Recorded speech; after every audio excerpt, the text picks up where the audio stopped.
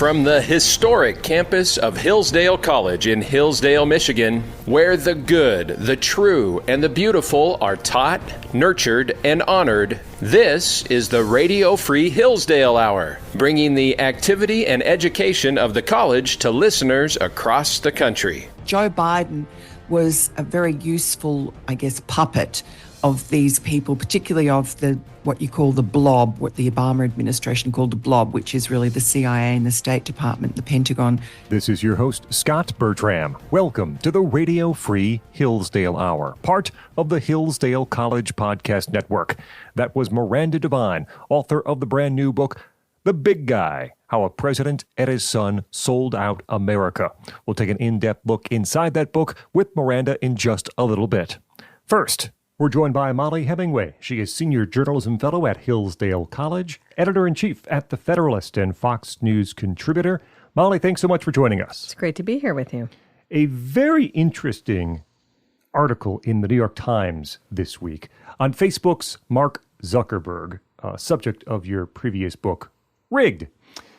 Mark Zuckerberg, according to the New York Times, is complaining to people about the blowback to Meta from his politically touchy aspects of his philanthropic efforts. He regrets hiring employees who tried to push him further to the left. His preference now is to wash his hands of all of it. You know his activities, Mark Zuckerberg's activities in the political world better than almost anyone. What do you make of the fact that this not only could be true, but also is now showing up in the New York Times? Right. A few weeks ago, Mark Zuckerberg sent a letter to Congress that had three interesting things, and everyone kind of paid attention to the first two. That's where he said that he had wrongly suppressed information and news about COVID at the request of the federal government. The second thing was that they had wrongly censored, dramatically censored news and information about the Biden family business, also at the request of the federal government. But it was the third thing that didn't get a ton of attention, which is that he admitted, that he had spent nearly $450 million in election operations in 2020, and that he hadn't, thought that it was political, but he understood that it was viewed as partisan, and that he would no longer do that in the future. And that's what, my previous book, Rigged, was about, was his effort to run get-out-the-vote operations through government offices in the blue areas of swing states. It was a very important part of the 2020 election. Zuckerbucks, as they're called, that's the $400 million you're talking about. There's reference to that in the New York Times piece. He and his wife have voiced some regret about the contributions and how much they backfired. You're watching money flow, I know, as we lead up to November 2024. Does it appear as if what he's saying is true? Have the Zuckerbucks stopped flowing? So he had previously announced that he, as one billionaire, would not be funding the Center for Tech and Civic Life or the Center for Election Innovation and Research, the two groups that he funded in 2020. That doesn't mean that other billionaires aren't funding those groups. They are. And it also doesn't mean that what they did is no longer happening through other means. For instance, President Biden signed an executive order in March of 2021 requiring every federal agency to get involved in election operations. Previously, that had been viewed as very bad, and now it's mandated. And so whether it's the State Department trying to get votes from Americans living abroad, or the Department of Education trying to gin up more votes on college campuses, there's a lot of election involvement in ways that systematically help the Democrat Party. And some of it's now being run through taxpayer funds, which are much less limited than even Mark Zuckerberg's funds. There are two references in this New York Times piece on Mark Zuckerberg about conversations that Zuckerberg has had one-on-one with former President Trump, twice over the summer, and more recently after the assassination attempt. And it's odd, we have to clarify which assassination attempt, but it appears to be the first assassination attempt. Zuckerberg called the former president directly and apologized for the mistake of taking down images of the assassination attempt on Facebook and through Meta. What do you make of his outreach now to the Republican candidate for president, especially in the wake of how clearly his actions had an effect on the past election? Well, I would say that if he's said this now repeatedly, he regrets his involvement in the 2020 election, and he doesn't want to censor news and information. Except the actions of Meta are very much at odds with that. It is true, maybe, that he called President Trump to apologize for censoring that iconic photo of him surviving the first assassination attempt. But there are countless other things that are being censored all day, every day. Facebook, Meta have some of the most expansive censorship operations after Google. They're probably the next worst offender.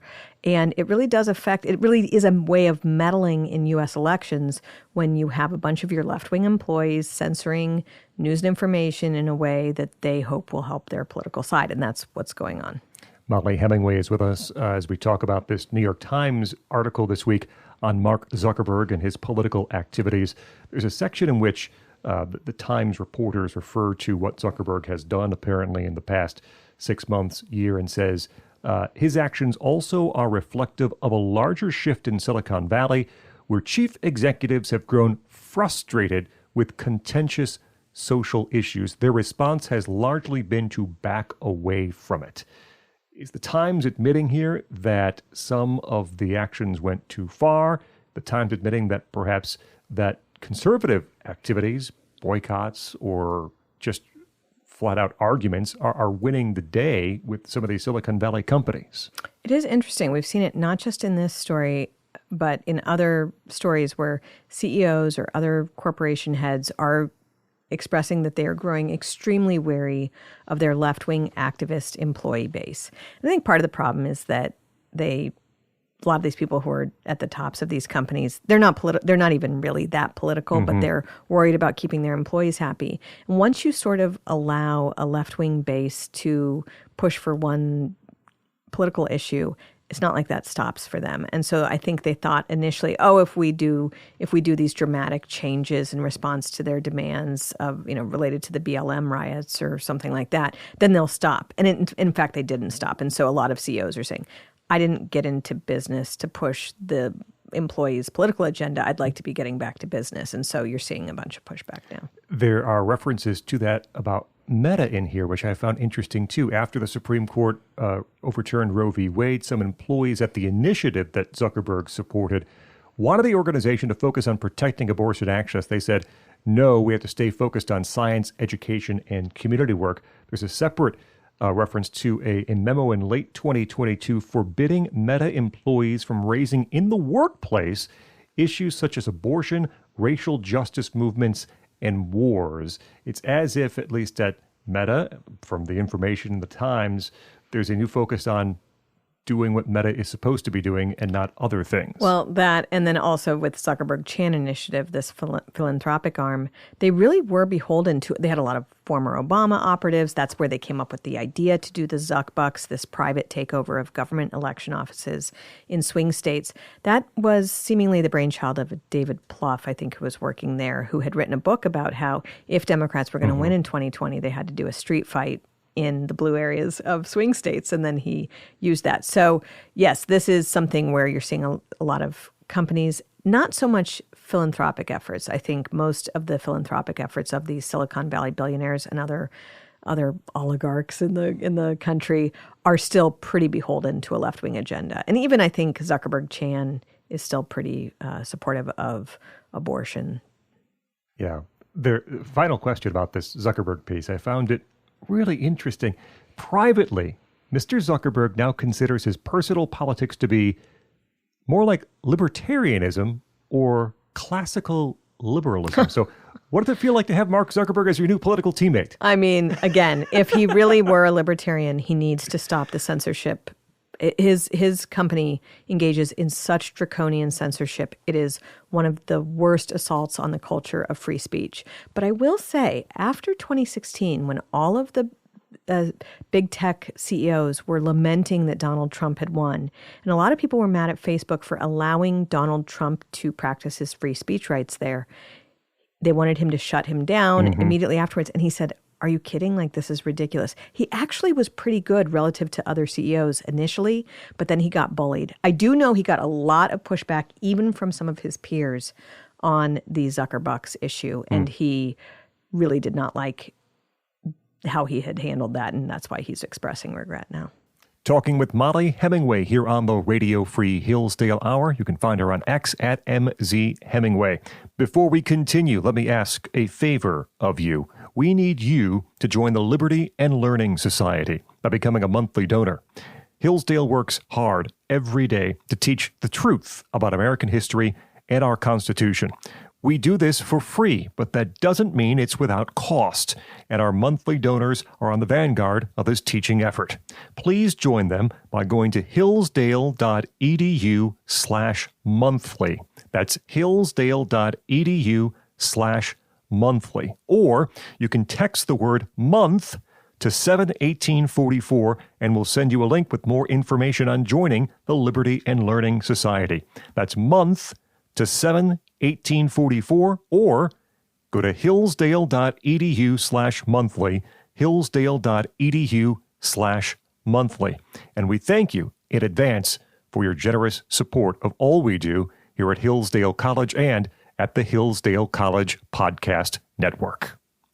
Now back to Mollie Hemingway, Senior Journalism Fellow here at Hillsdale College, Fox News contributor, and editor at The Federalist. Mollie, as we turn our attention to November, we're reading recently about potential changes in Nebraska for the Electoral College. Maybe that's not going to happen at this point. Changes as to how Georgia is counting ballots. As we look at voting laws and election laws now that we are less than 2 months away from Election Day, are we still looking at changes? Might things still change in the run-up to Election Day? I saw that Mark Elias, who's this Democrat lawyer who kind of organized the 2020 effort to radically change laws and processes for elections, he said, it's too late to change any election laws. It would have been interesting if he'd had that perspective in 2020 when he was pushing to change election laws up to the moment of the election.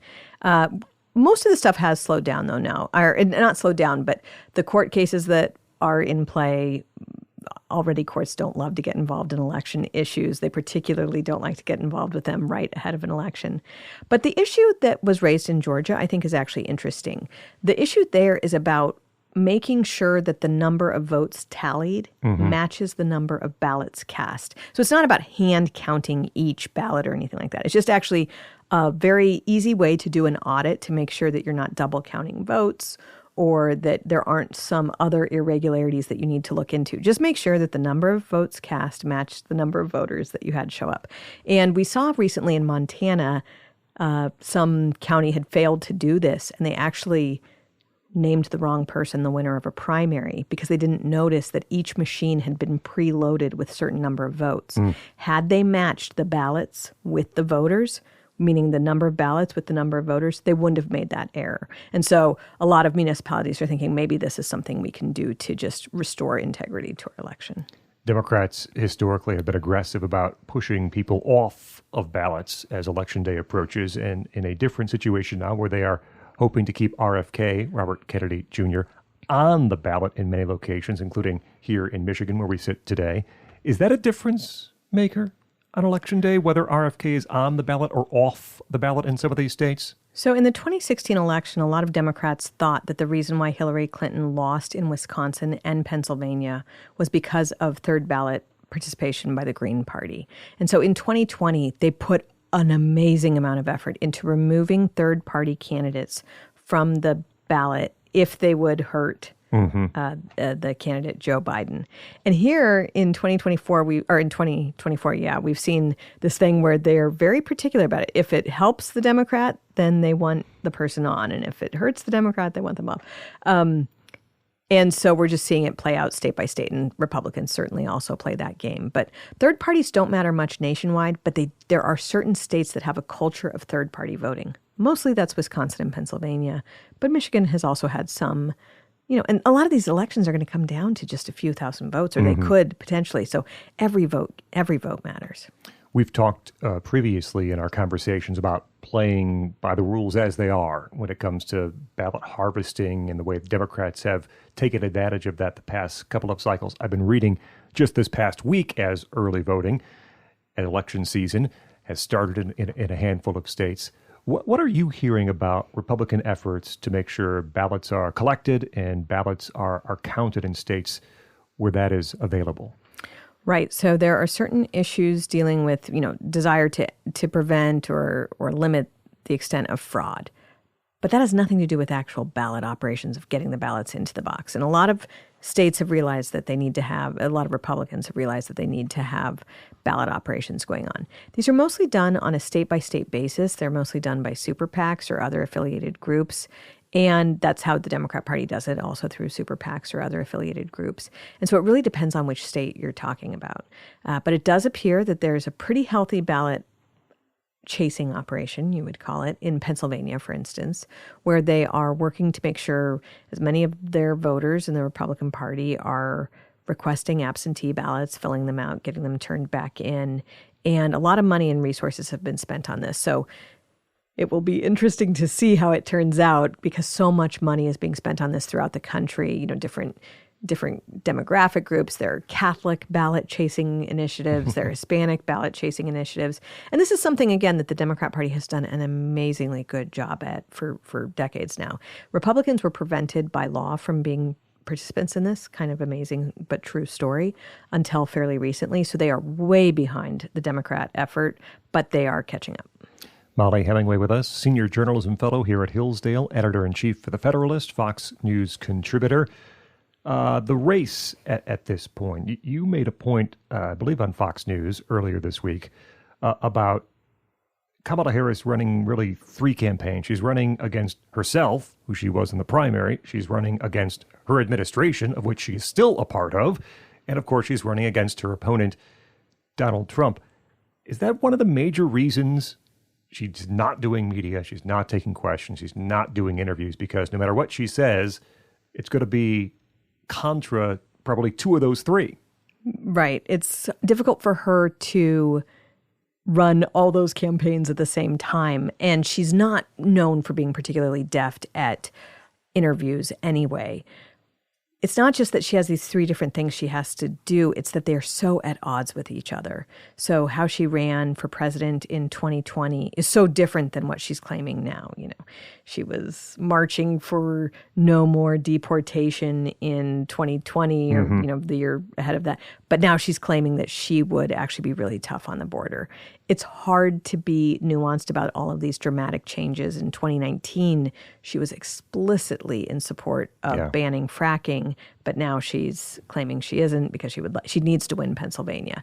So it's a challenge, one that's helped by having a corporate media that's completely in her pocket, but still a challenge nonetheless. I want to come back to that in a moment. But the specific policy proposals that Kamala Harris has explicitly endorsed and stated in this campaign, price controls, subsidizing demand in the housing market, $25,000 to help people buy a house, most recently blowing up the filibuster in the Senate to codify Roe v. Wade, Supreme Court packing, quote-unquote, reform. The things she is actually explicit about are extreme enough to say she's still the same candidate from 2019, right?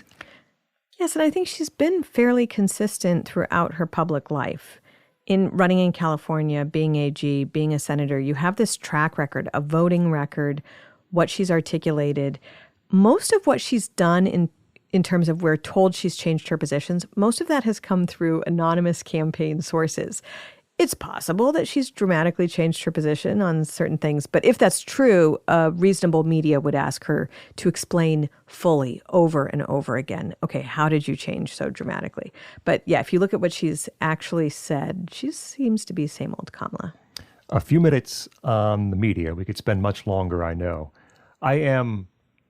Should not be surprised, and yet still am surprised that we apparently are not going to have any sort of effort to litigate the media's role in covering up Joe Biden's condition and inability to perform the duties of commander-in-chief. There's no curiosity about how that was allowed to happen and whether or not he still is capable of doing it for the next 45 days or whatever it is at this point.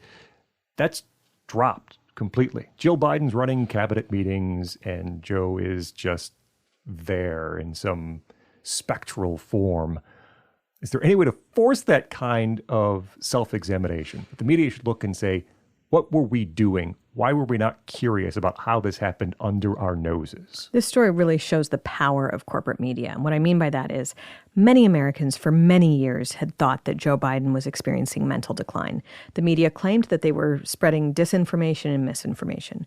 The moment Joe Biden's presence on the Democrat ticket became a problem for Democrats, where the media didn't think they could drag him across the finish line, that's the moment when they started reporting that he was in decline.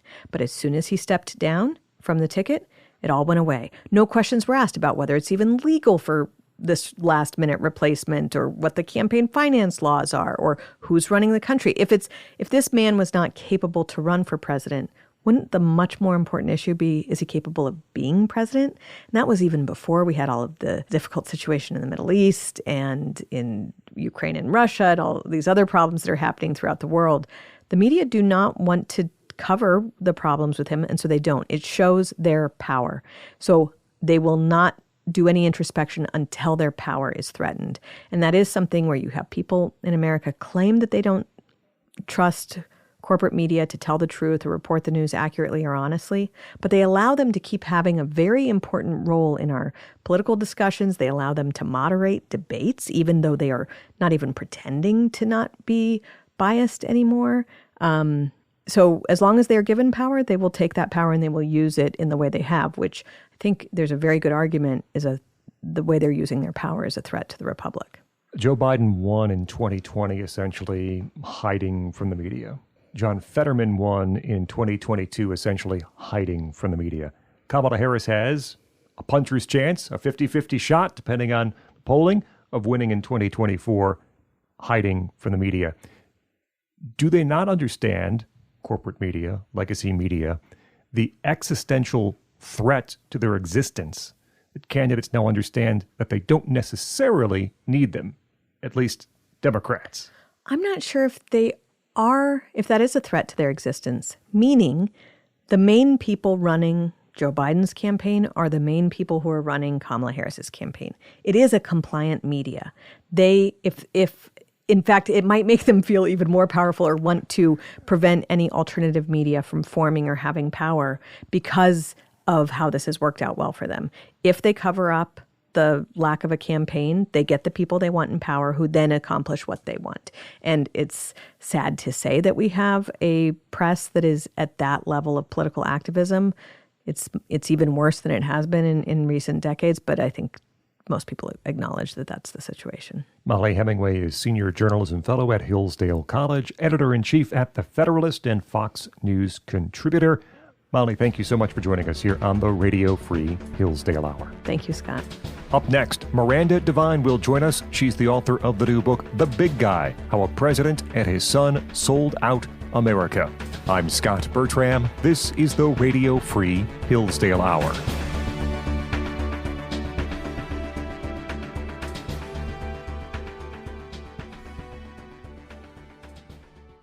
It's no secret that Americans are more divided than ever. And it's not just over what policies will improve our great country. No, it's over whether America is great at all, whether America deserves our love. That's why Imprimis is so important. Imprimis looks at the issues of the day from a constitutional perspective, reminding citizens always of our great heritage of liberty.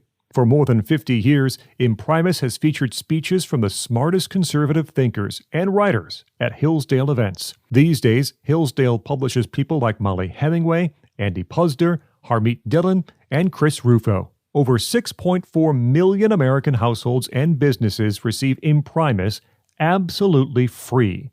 And I urge you to sign up for it today at no charge. To get your free lifetime subscription, go to hillsdale.edu/lifetime right now.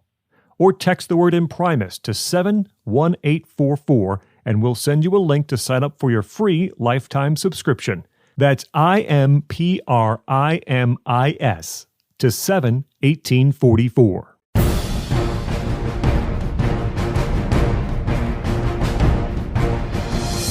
Welcome back to the Radio Free Hillsdale Hour. I'm Scot Bertram.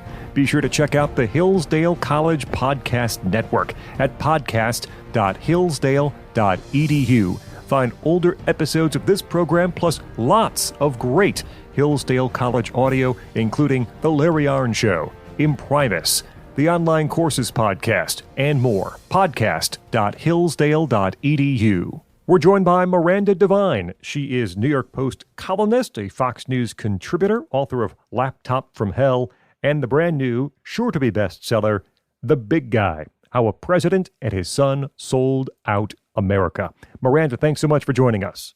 Oh, thanks for having me, Scott.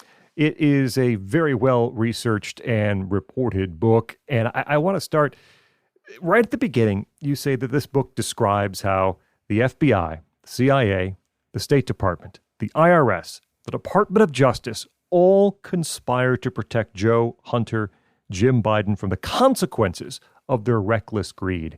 Why? Why do this all for a guy like Joe Biden? Why would all those organizations go to the wall for Joe Biden and his son and his brother? That is a very good question. And I believe it is because Joe Biden was a very useful, I guess, puppet of these people, particularly of what you call the blob, what the Obama administration called the blob, which is really the CIA and the State Department, the Pentagon. And he arrived, remember, in the Senate at 29, a sort of an accidental winner of a Senate berth in Delaware.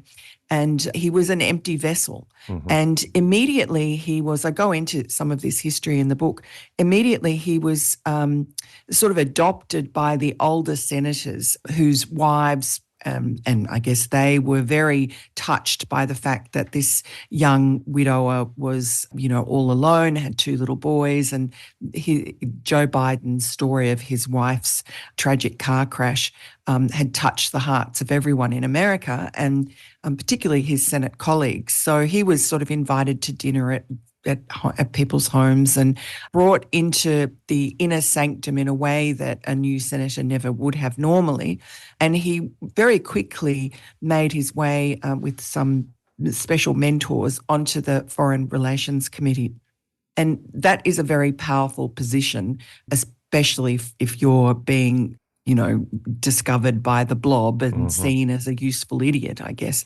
And that was Joe Biden. And, he rose to become the chairman of that very powerful committee. And he was either ranking member or chairman for over a decade. And so, and he was one of the first, in fact, I think the first senator to travel to China and go to this, be sort of wined and dined and duchessed on the Chinese equivalent of Martha's Vineyard, and came back waxing lyrical, sort of like Tim Walz, about how wonderful China is. And in fact, he was so embarrassingly sycophantic about China that the Weekly Standard ran a cover story, I think, just lambasting him for his idiocy.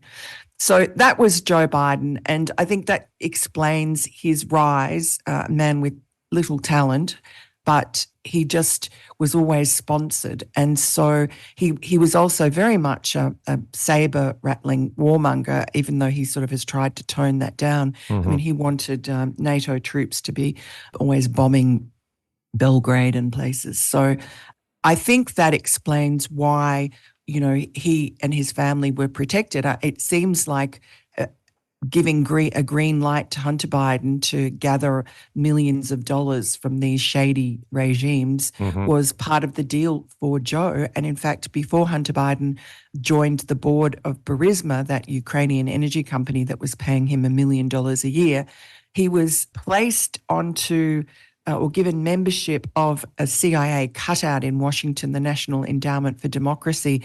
They have a Democrat arm. And so he was given membership of that, which he proudly put on his resume and boasted about. In fact, he boasted about it just recently when he was called into Congress to testify about all these matters. Miranda, the book is The Big Guy. There's a chapter, The Big Guy. I figure it's somewhat important to talk about that. These WhatsApp messages that are sent between Hunter and this Chinese energy firm where Hunter is saying, my dad's next to me, where's my money? Send me money tonight, get back to me right away.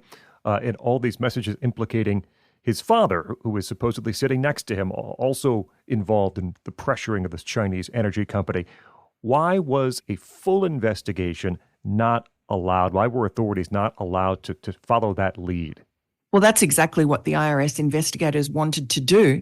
They wanted to geolocate Hunter's phone and see if he really was in Wilmington, as he said that day, and if he really was with his father when he sent that WhatsApp message. And they were blocked from doing that by the prosecutors in Delaware, run by U.S. Attorney David Weiss, now special counsel.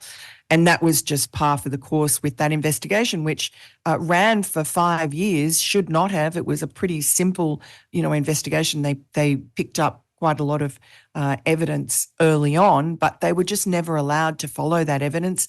They were explicitly told, do not mention Joe Biden, do not mention the big guy, which was Joe Biden's nickname among Hunter's business partners, so that no one would know that they were doing business with the vice president or selling his services. Mm-hmm. And whenever the investigators were going to interview witnesses, they weren't allowed to mention Joe Biden or the big guy. They were also blocked from issuing a search warrant to search the cottage on Joe Biden's Wilmington estate in Delaware that Hunter Biden had been living in. Mm-hmm. They were also, when they wanted to search a locker that had a storage locker that had a lot of Hunter Biden's, documents in it, the prosecutors they were working with tipped off Hunter's lawyers. So there was just obstruction and really nefarious activity inside that investigation from the start, from the prosecutors, from the DOJ. Talking with Miranda Devine, her new book, The Big Guy, How a President and His Son Sold Out America. You discuss this later on in the book, but it's a good time to bring it up here, this move. So you talk about IRS Special Agent Joe Ziegler and this decision to move the investigation where it was based to the state of Delaware, which seems kind of shady. Why was this a key? How did it change the shape of the IRS investigation? Well, as Joe Ziegler argued, it was just crazy to send it to Delaware because that was, it's a small state and it's Joe Biden's home state. Mm-hmm. He rules the roost there. There's a phrase called the Delaware Way, which is this cozy sort of crony relationship between the politicians and business and law enforcement. And as we know, there were so many times that Biden family members got into scrapes and were, let off the hook by Delaware authorities. And there's no reason to think that this wouldn't be just the same. And as it turned out, it was. And U.S. Attorney David Weiss had been involved previously in a sort of investigation of Joe Biden's sort of bundling for one of his election campaigns. And Chris Tagani, who was the local beer baron donor, was the one who went to jail, even though he had ample evidence to say that he was put up to doing these untoward donations by Joe Biden's campaign and was, in fact, thanked for doing it by Joe Biden and both of his sons, Hunter and Beau. But nothing happened with the Bidens. And Chris Tagani tells me that he was asked to wear a wire by the FBI, but only for people ancillary to the investigation. He was explicitly told, no, we don't want you calling up or going and seeing any of the Bidens, who he was very friendly with and could have easily recorded, but he was warned off doing that. Miranda, your first book on the laptop from hell, there are portions of it or portions of that story that reemerge here in The Big Guy. When the story of this laptop, Hunter Biden's laptop left at a computer repair shop, and then the story is out in the New York Post, there are efforts to, as you say, pre-bunk the Post story by the FBI. How did the FBI know about this? How did they know what was coming? And how did they pre-bunk it even before it was published in the Post? Well, the FBI had the laptop since December 2019, so almost a year. And so they knew that it had information that was damaging to Joe Biden. And as well, they had been spying on Rudy Giuliani's iCloud for a couple of years, supposedly because they were looking into him for foreign agent registration violations. Giuliani himself says that the spying began as soon as he became Donald Trump, the president's private lawyer. But anyway, if they were doing their job, the FBI would have been able to access emails from John Paul MacIsaac, the owner of the laptop repair shop where Hunter had abandoned his laptop. And the first email from John Paul MacIsaac went into chapter and verse about all what he saw as crimes on the laptop and disturbing connections with China and Ukraine and so on. And then the FBI also, if they were doing their job, would have had access to messages between me and Rudy Giuliani. Not a lot of detail, but enough to let them know that, hold off, don't give this story to anyone else. We at the New York Post are interested. And then, we saw that the FBI also was speaking to the social media companies in the weeks before the 2020 election. And we know from the Twitter, he was then the chief censor, a guy called Yoel Roth. He, in a separate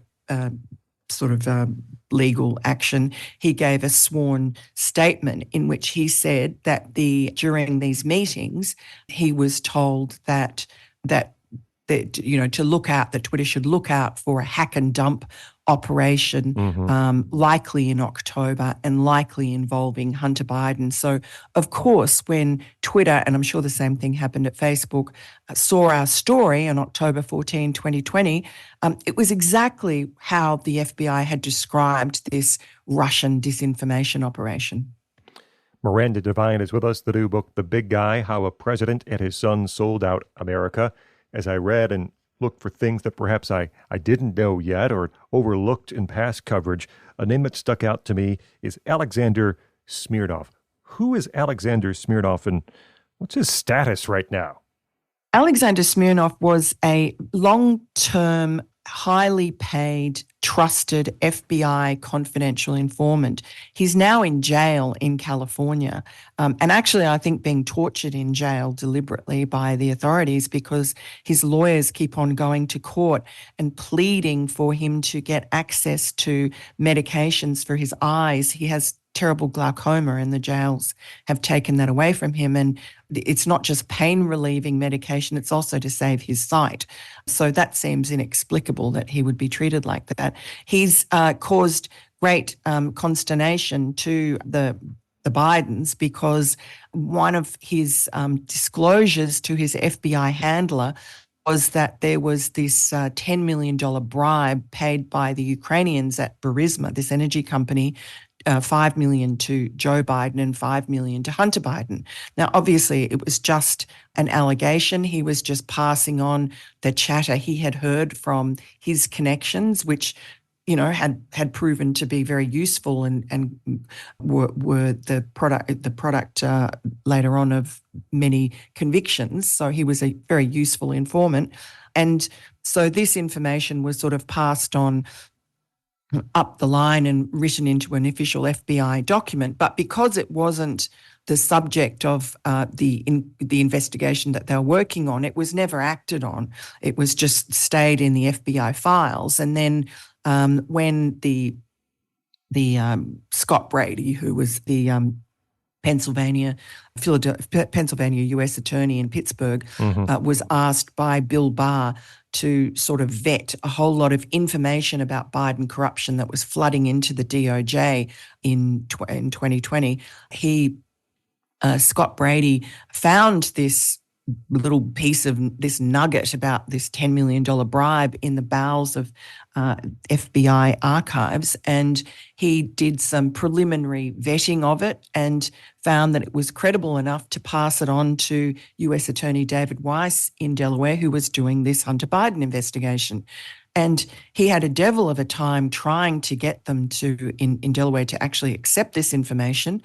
He had to go to his bosses at the DOJ to force Attorney Weiss to allow his people to see it.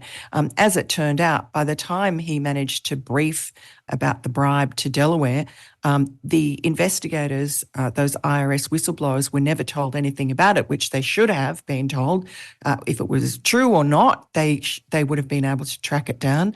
Instead, the prosecutors and David Weiss just hid it in a drawer and never mentioned it again until much later on. Chuck Grassley, the Republican senator and whistleblower advocate, made that FBI report public after having, threatened Christopher Wray, the FBI director, with contempt of Congress if he didn't comply. And Chris Wray kept telling Chuck Grassley, no, we can't let you have access to this very important report because that confidential informant is so valuable to us and it would blow his cover.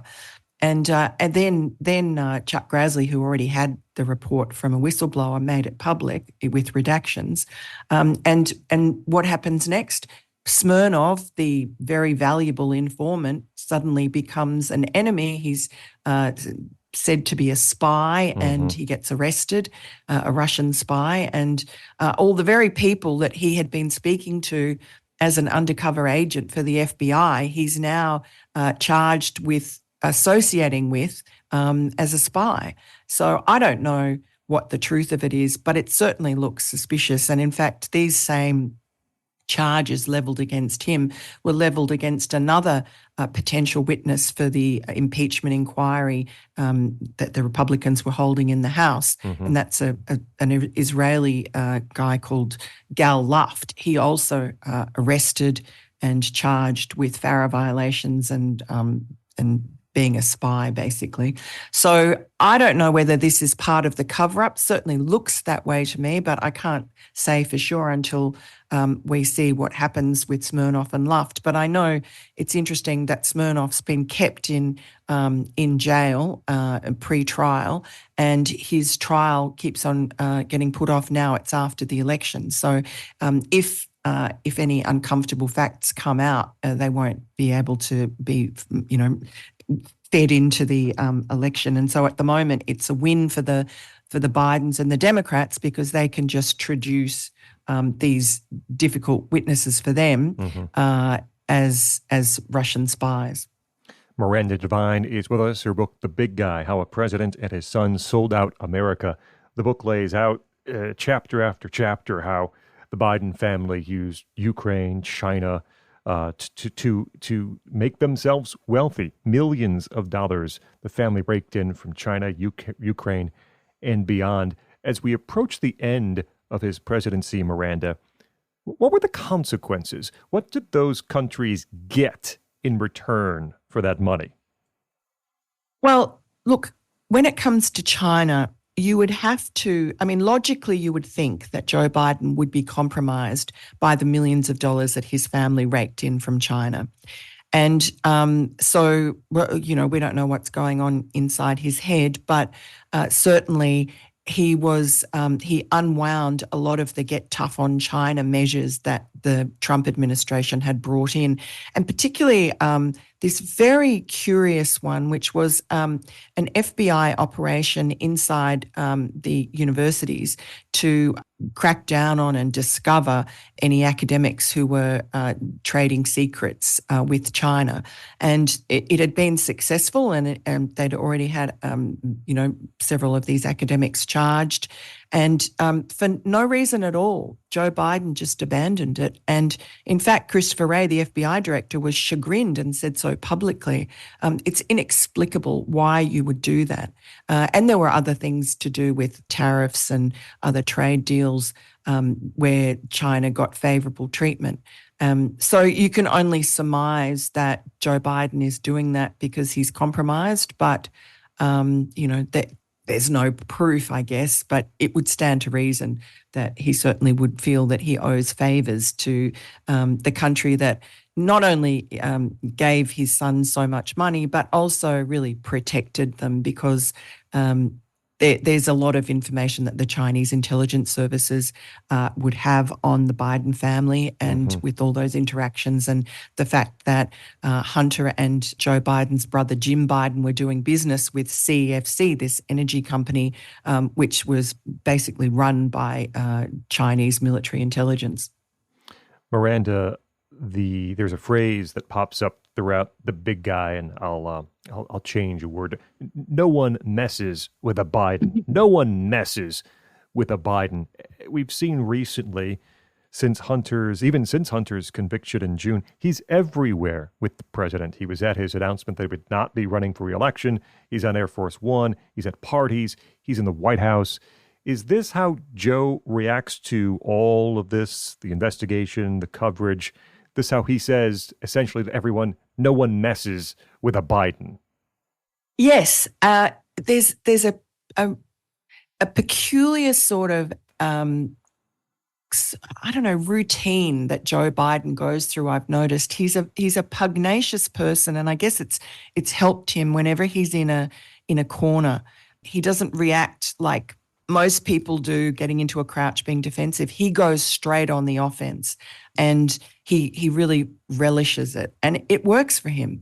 And so when things were really looking parlous for Hunter with that investigation in Delaware, because the IRS investigators, the IRS investigation supervisor, Gary Shapley, had started making protected disclosures through his chain of command, and this became known to David Weiss, who then just refused to talk to Shapley. And this was also communicated to Hunter Biden's lawyers. And so presumably Joe Biden knew about this. So there was difficulty for them. And there's this one moment when Joe Biden, it's October of 2022, and he's touring Florida because it's just been struck by a hurricane, and he's in a sort of a Republican stronghold, but he sees the mayor there who's, he's bipartisan or nonpartisan, but he's really a